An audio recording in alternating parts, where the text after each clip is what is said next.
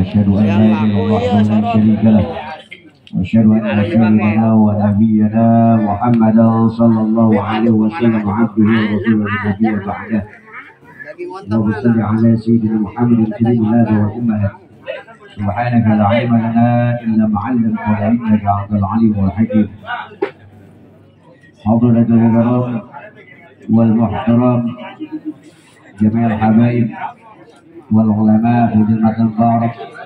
banyak para habaib yang hadir, yang hormati Abdul Rahman, Segaf, Abdul Hadi, Abdul Idrus, banyak lagi Abdul Helmi, banyak para habaib yang hadir di tempat kita.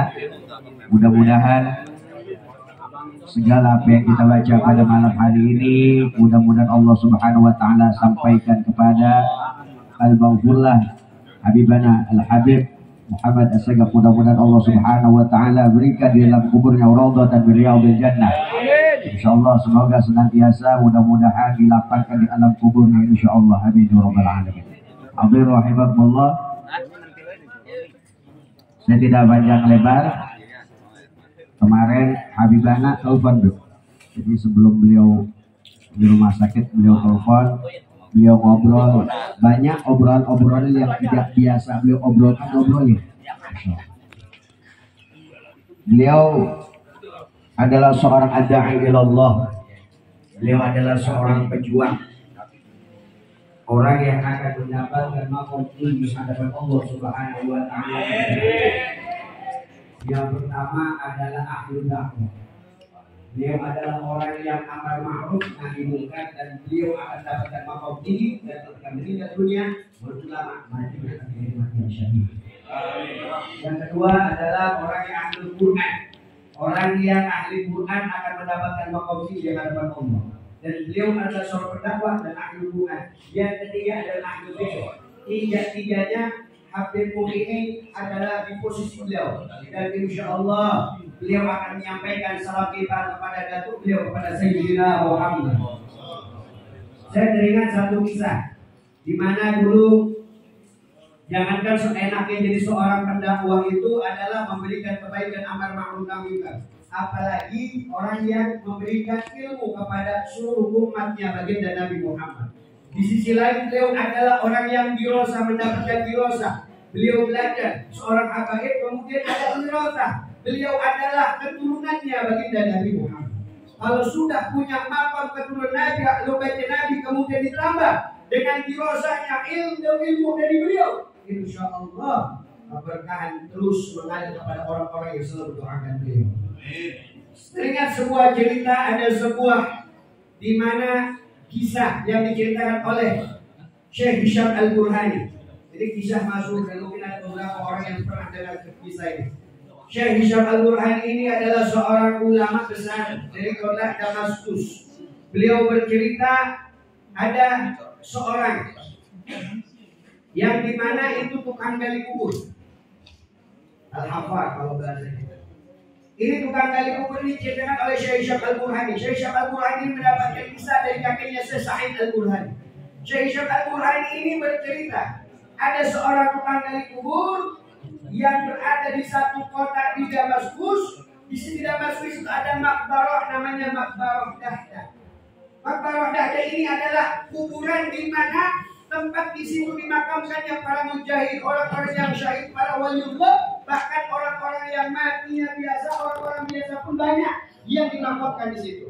Kemudian di dalam satu kisah, tukang gali kubur ini mendapatkan satu orderan.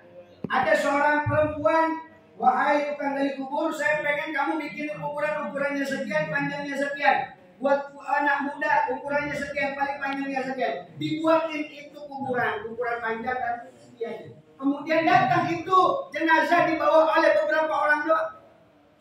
Ini beberapa orang doang yang bawa jenazah. Ini jenazah berarti bukan orang penting, bukan ulama, bukan orang yang ahli ilmu, bukan pejabat, bukan orang kaya. Ini jenazah dibawa amat orang-orang yang mengantarkan jenazah, paling 5 sampai 10 orang.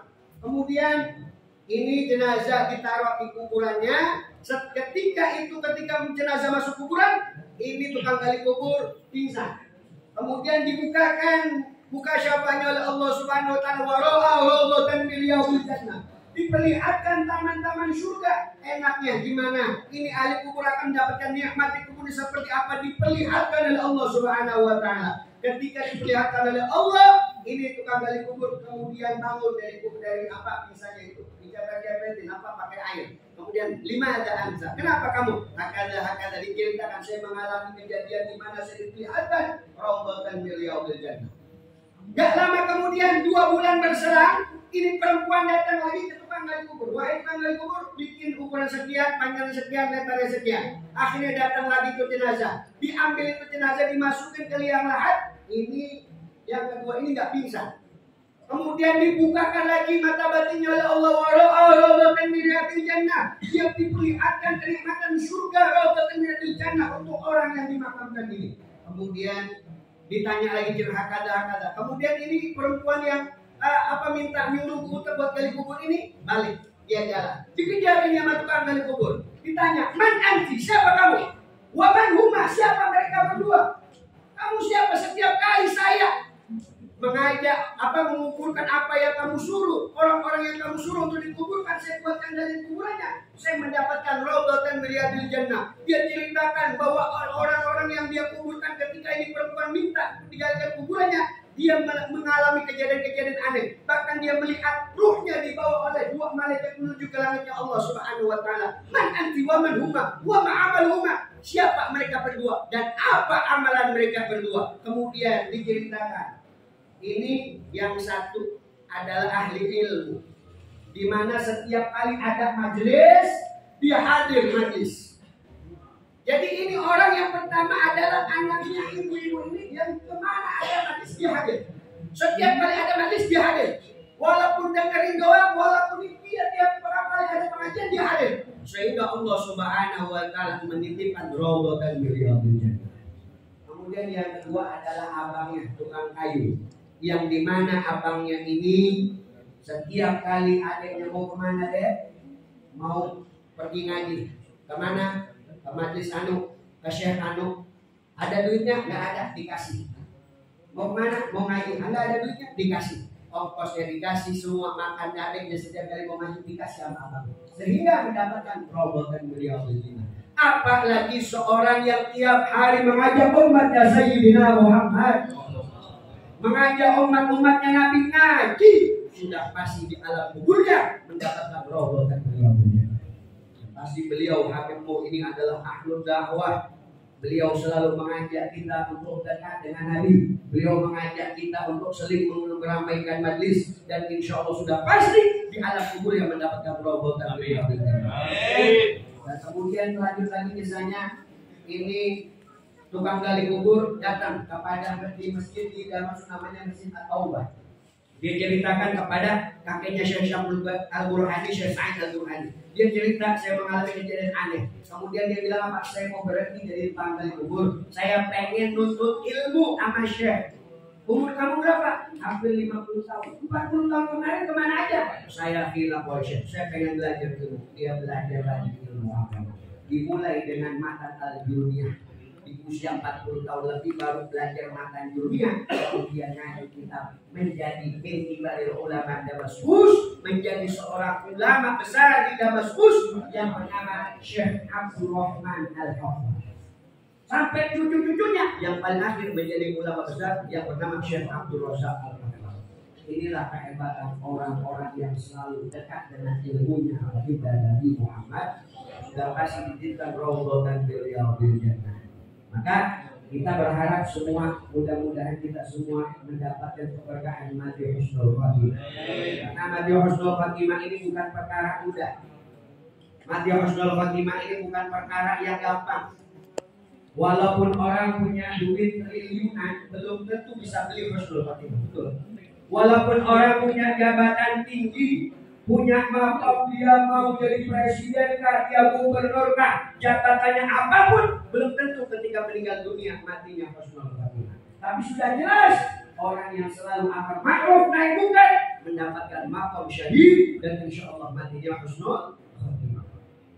Jadi mati husnul khatimah ini bukan perkara mudah. Makanya ahlu dakwah itu enak, luar biasa, jaminannya luar biasa. ahlul Quran jaminannya luar biasa, ahlul dzikir jaminannya luar biasa. Maka kita ini sebagai umat Nabi, sebagai pengikut beliau, mari kita teruskan perjuangan daripada Al-Habib Muhammad SAW. Kita lanjutkan perjuangan beliau, kita lanjutkan perjuangan daripada syariat beliau untuk menjunjung tinggi syariat-syariat yang diajarkan oleh baginda Nabi Muhammad. Karena kita kalau misalnya minta kepada Allah, saya ingat satu hadis, Innallaha yuhibbu ma'aliyal umur. Sesungguhnya Allah Subhanahu wa taala itu mencintai perkara-perkara yang tinggi. Apabila kita minta sama Allah, ya Allah, perkara yang paling tinggi adalah setiap buka puasa pun kita minta ma'aliyal umur. Diajarin oleh Nabi, asyhadu an la ilaha illallah astagfirullah as'aluka jannata wa a'udzubika minan nar. Makanya ke perkara yang tinggi itu minta surga. Perkara yang tinggi itu minta husnul khatimah, bukan setiap sholat minta duit. Setiap sholat minta duit. Ya Allah pengen iPhone Pro Max 14. Ya Allah pengen motor lunas. Ya Allah pengen macam-macam yang kita minta. Itu perkara yang tinggi adalah pertama adalah minta husnul khatimah. Minta husnul khatimah ini bukan perkara yang mudah. Maka kata Rasul, "Bila sa'al al-jannah fas'alu al-firdaus." Kalau kita minta surga, jangan sampai kita minta, ya Allah saya pengen masuk surga. Masuk surganya yang mana aja, yang penting masuk surga. Itu perkara yang tidak disukai oleh Allah. Kalau kita berdoa, Allah ya Allah, saya pengen masuk surga. Masuk surganya surga firdaus. Aman. Baginda Nabi Muhammad. Itu perkara yang tinggi, yang disukai oleh Allah. Wah, ketinggian firdaus mah minimal di bawahnya surga Darussalam. Makanya ulama kita setiap habis sholat ngajarin doa, Allahumma antas salam wa minkas salam wa ilaika ya'udus salam wa hayyina rabbana bis salam wa adkhilna jannata Darussalam. Tuh sampai diajarin sama ulama, masukkan kami ke surga Darussalam. Ini adalah perkara ma'alil umur yang disukai Allah. Jadi kalau kita berdoa, perkara yang tinggi adalah minta husnul khatimah. Perkara yang tinggi adalah minta masuk surga bersama Sayyiduna Muhammad.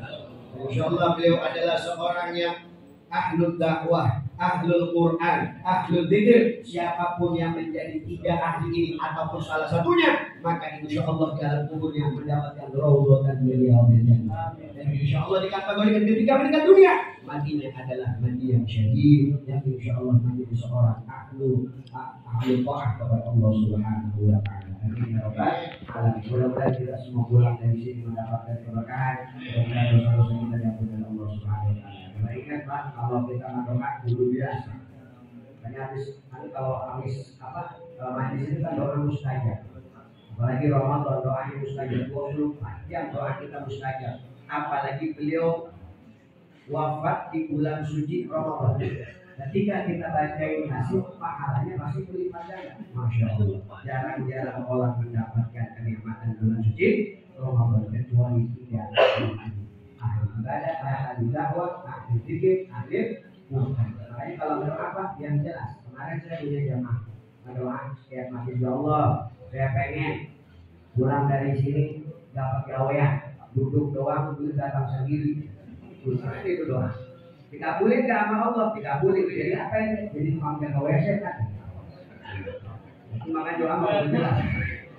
Urusan dunia macam-macam. Makanya kalau doa apa? Ada menggoda itu. Tapi yang paling penting doa kita minta husnul khatimah. Mudah-mudahan kita semua disampaikan salamnya oleh Habib Muhammad sehingga kepada datuknya baginda Nabi Muhammad sallallahu alaihi wasallam. Allahu akbar. Allahu